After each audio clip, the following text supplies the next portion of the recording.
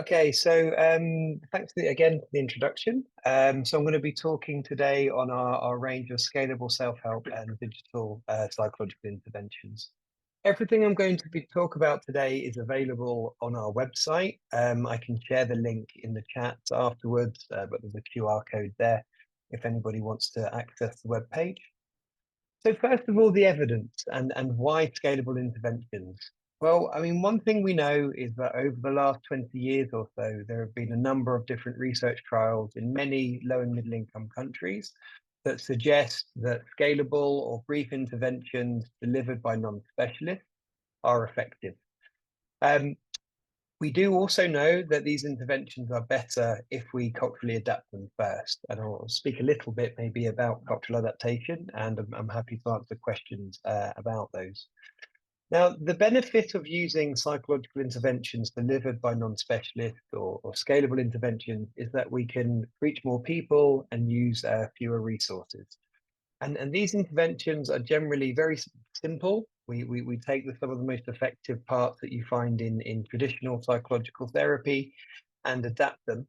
And they're effective for both sort of mild, moderate, and more severe, primarily emotional problems. So common mental disorders, psychological distress, depression, anxiety, and similar. Okay, so I should also mention a lot of my work, as you'll sort of see, a lot of they'll present, and a lot of the work that we've been doing at WHO has been developed primarily and tested also primarily in low middle income countries. But we're increasingly seeing what we call reverse innovation, where we see what we've developed in low middle income settings now being used in high income settings. And I'll cover some of that today. So what do we mean by a more scalable intervention? Well, if we think about traditional psychological therapies, CBT and similar, generally they're delivered by specialists. There's often one treatment manual per problem. So you might have an intervention for depression or anxiety. They often include many sessions, and quite often they might require some form of diagnostic assessment. When we think about more scalable interventions, they usually have a strong focus on self-management. And I think that's probably one of the main defining features. But they also generally use some form of innovative delivery, such as IT, perhaps a self-help book or a self-help guide. Often they're transdiagnostic, so there may be more than one problem covered by one available manual or treatment. And often they may not require any form of diagnostic assessment. They may require a screening of psychological distress using a measure like the K10 or the K6, or perhaps something like the PHQ-9 or the GAD-7. And generally they require fewer sessions. Now, I mean, just a little thing to add, these interventions I first came across in the health service in the UK when they were introduced there quite a few years ago now. And there's a move towards using self-help books, using what they called low intensity therapists to deliver 5 or 6 sessions of manualized CBT. And even increasingly now, we're sort of seeing evidence around one session, single session interventions, which is I won't be presenting here, but it's a very interesting area, we think. So in terms of our work at WHO, we aim to sort of bring these scalable interventions to the public, to scale. We aim to have them open access, primarily by using WHO Press as the publisher. And the reason why we took on this work, the way we work at WHO is we have a guideline. So the guideline tells us that CBT is effective for depression. But the problem is, if you wanted to find a CBT manual that works in various low middle income countries, it's difficult to find them. So even though there have been, 60, 70 trials over the last 20 years, if I was to go out and find the manual, I might find it quite difficult because often they're not published. So we thought it would be an idea to publish as open access a range of these manuals. And you can see some of them here, and I'll go through a few of the select ones. Some of these were developed by WHO. So we developed the intervention working with experts. We tested it ourselves in randomized controlled trials. Or some of them, like Group IPT and Thinking Healthy, had already been developed by other colleagues in the field. And we worked with the original authors to publish a WHO manual on it. And really the aim here is to help implementation, to help scale of these interventions. Another aim of the work is really to have a range of interventions, because many settings will vary. In some settings, one intervention may work or be more suitable to the population, and in another setting, one of the other interventions will work. This is just to give you a bit of an idea of some of the trials that we've been doing over the last maybe 10 years or so. We started with an intervention called Problem Management Plus, and then we've developed from there with a range of different interventions. We aim to complete 2 randomized controlled trials where the pooled results are positive before we release. So all of the interventions that I'll mention today, with the exception of one, which I'll explain, have at least 2 RCTs behind them. And this gives you a sense of where a lot of the interventions have been tested in Kenya, Pakistan, Uganda, with different refugee populations, both in Europe and in other settings. The other thing to mention about psychological interventions, and particularly scalable interventions, is that really it's a continuum. It isn't something isn't scalable or non-scalable. And this slide demonstrates this. At the lowest end, we have unguided self-help. So this might be when you hand out a self-help book to somebody with absolutely no support. That's the lowest intensity, resource intensity intervention you can do. Up at the other end, we have specialist delivered intervention. So a clinical psychologist or similar, that's really your most resource intense. And everything else is somewhere along this continuum. So we can provide unguided self-help, we can provide guided self-help, maybe group or telephone delivered interventions by non-specialists, perhaps the next category up, and then multi-session individual face-to-face interventions are the next step up. This next slide is just to reiterate just that these interventions aren't just for mild or moderate problems. So the slide you can see here is implementation data from the use of an intervention called Step by Step in Lebanon. And this is early data from the implementation.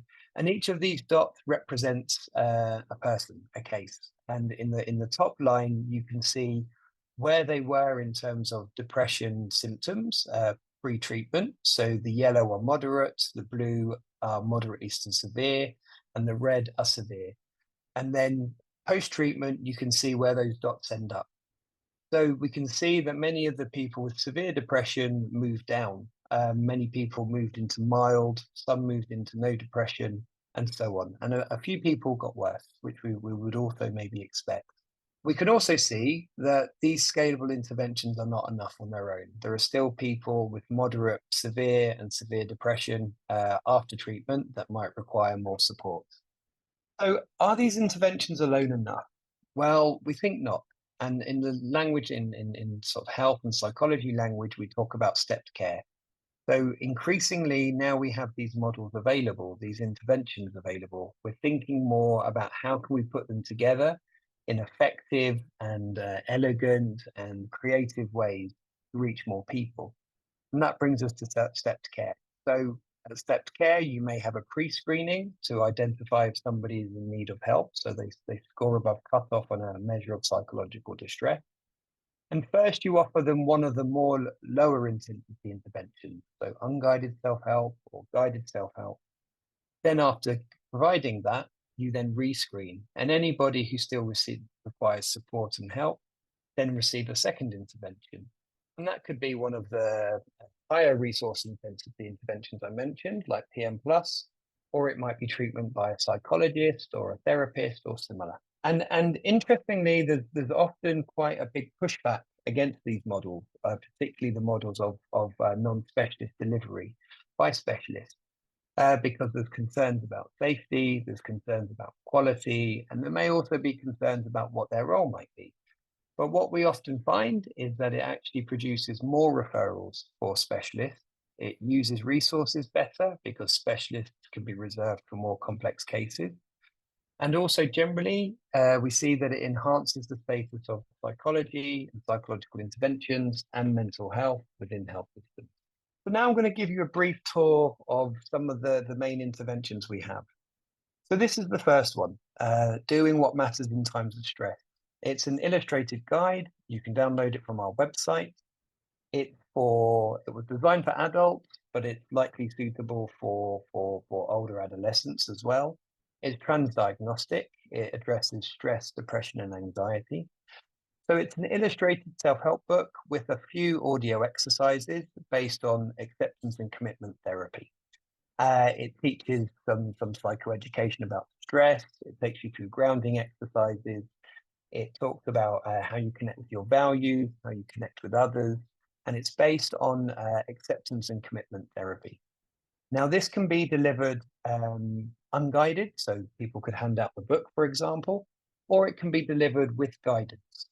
And we've recently just completed a first trial of doing what matters in times of stress, provided as part of a step care model with healthcare workers in Spain who were affected by COVID-19.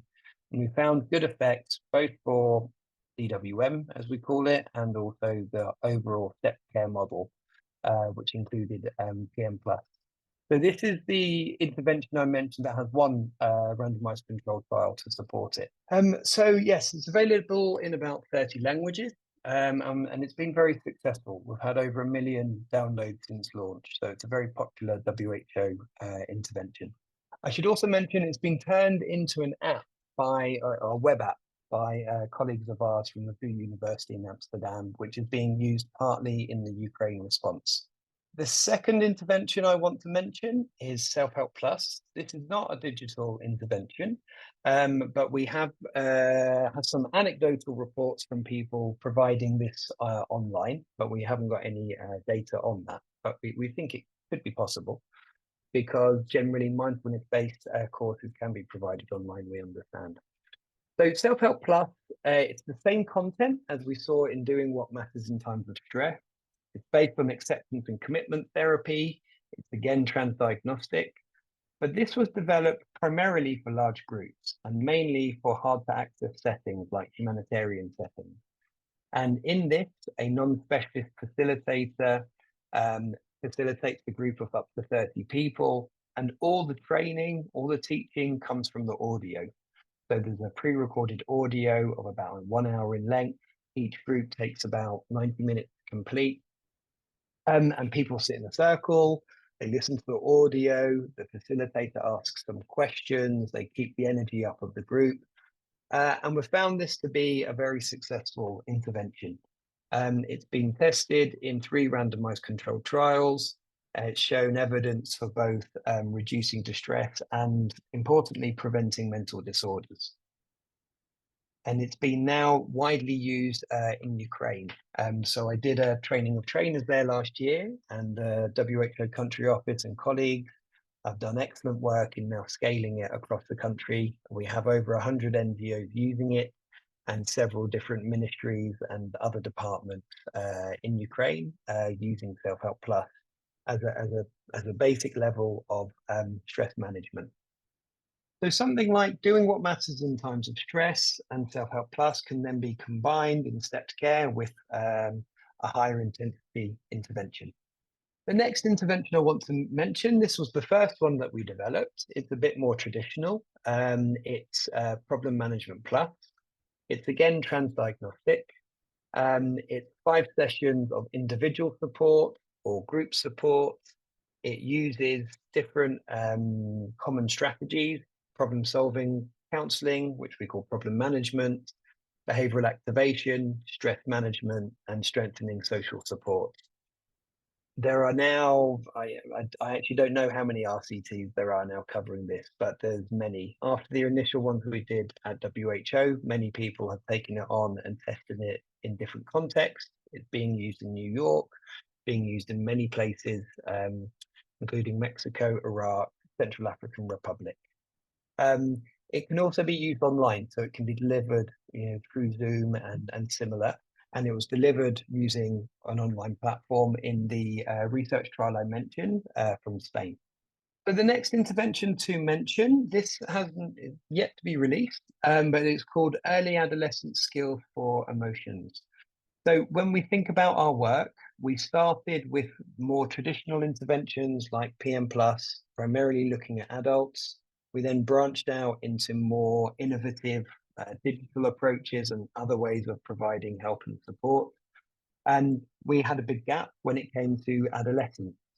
There aren't many interventions that are publicly available as open access for adolescents, particularly in a lot of the contexts that we work in. So we looked to develop something, and this is called EASE, or Early Adolescent Skills for Emotions. It's aimed at young adolescents, aged 10 to 15 years old, with internalizing problems. And it's delivered in group sessions to the adolescents with some additional caregiver sessions that are run alongside it. It's been designed to be delivered by non-specialists in many different settings, such as communities, in refugee settings, in education settings. It's about 7 group sessions, each of about 90 minutes, and there are 3 caregiver sessions. And we're aiming to release this later this year. It uses some of the same strategies that I mentioned for PM Plus, but obviously adapted for and delivered for adolescents. And there are 2 randomized controlled trials available that have shown positive effects. One of them was conducted with Syrian refugees living in Jordan. The next intervention is step by step. And step by step, we started developing as our first e-mental health intervention for depression. It started life as a digital version of Problem Management Plus, but based on initial testing. I should mention, when we do these interventions, we do a lot of formative work, a lot of understanding the cultural context, a lot of working with different communities. We use human-centered design approaches to develop the interventions. And in that formative work, we realized that the PM Plus approach might not work. So we changed it more to focus on depression primarily and behavioral activation.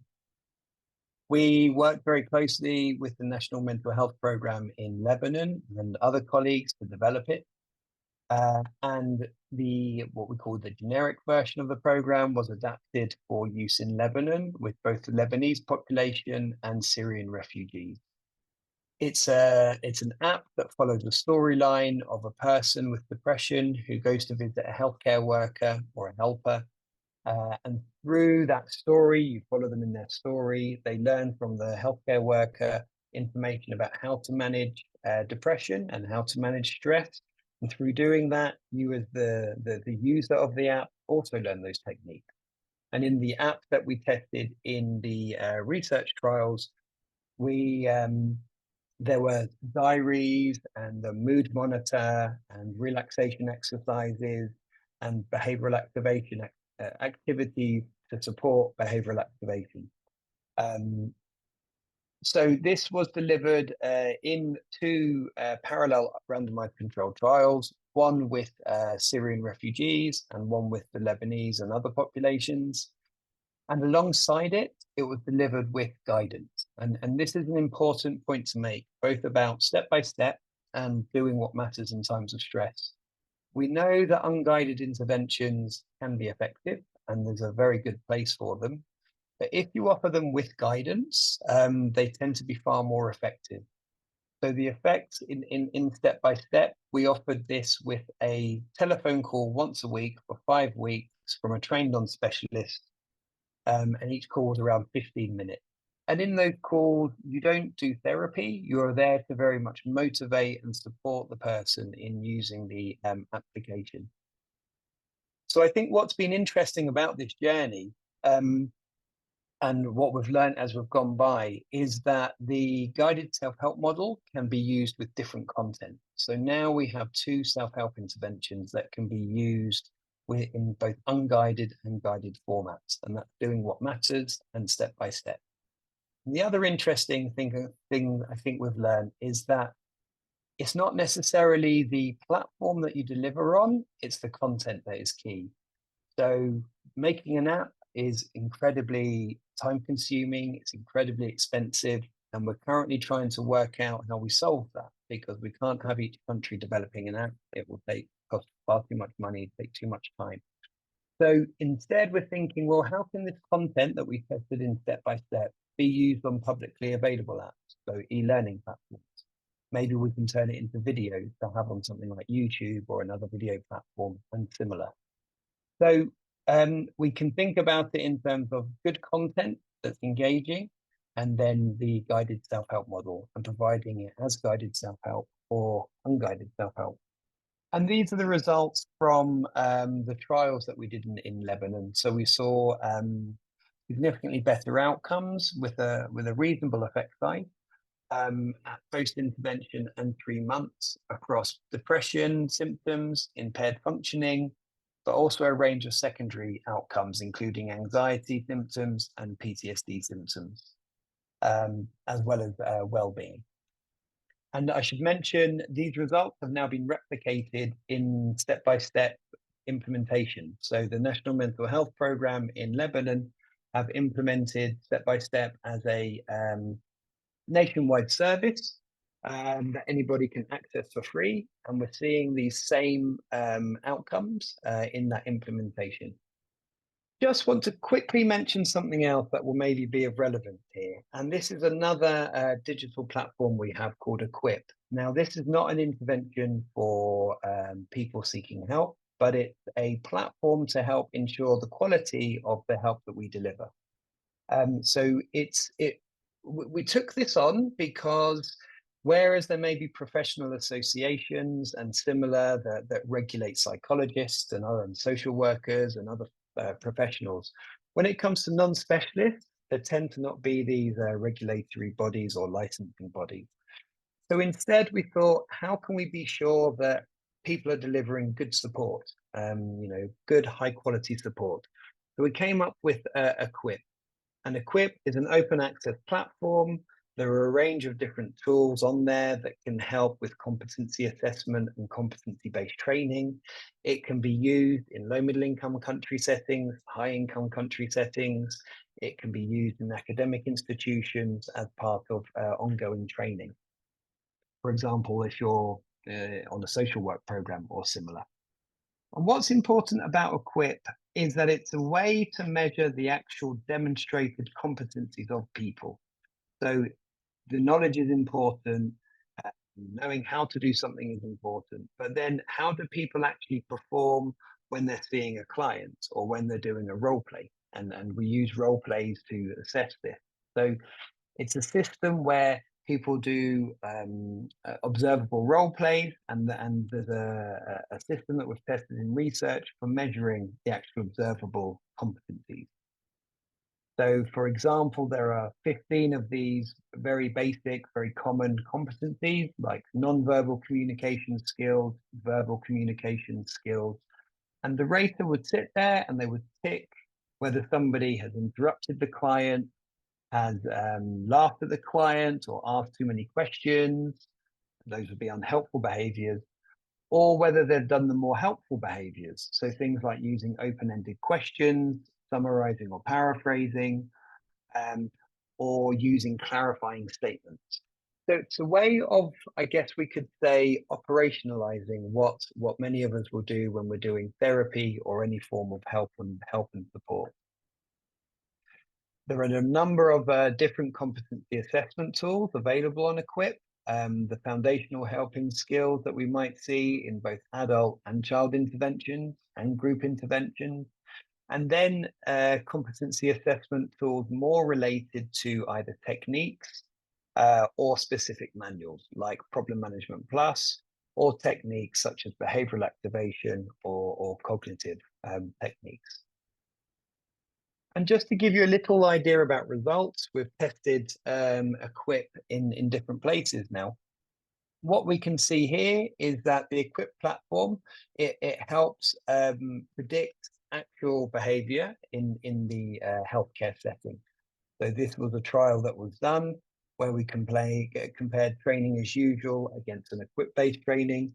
And we can see here that basically the Equip-based training, people were doing better in terms of the training in the real world.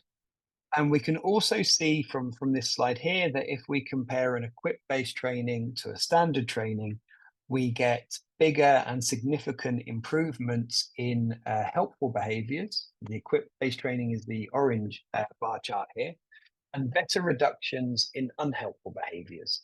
So we can see that a competency-based training that uses equip has significant and meaningful changes by both increasing helpful behaviors, and I think, and this is probably the most important part, reducing the unhelpful or potentially dangerous healthy behaviors. And also just to mention, so what I've talked about so far is the psychological interventions we have available, how we might train helpers, including healthcare professionals, but other helpers. The last piece of the puzzle in helping people to implement psychological interventions is our forthcoming psychological interventions implementation manual.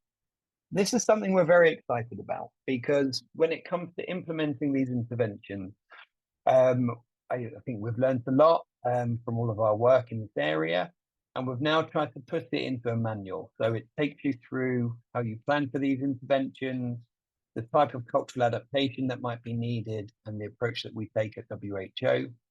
It also covers aspects related to the workforce, and then actually implementation itself. So how do you identify people, how do you assess, and how do you deliver?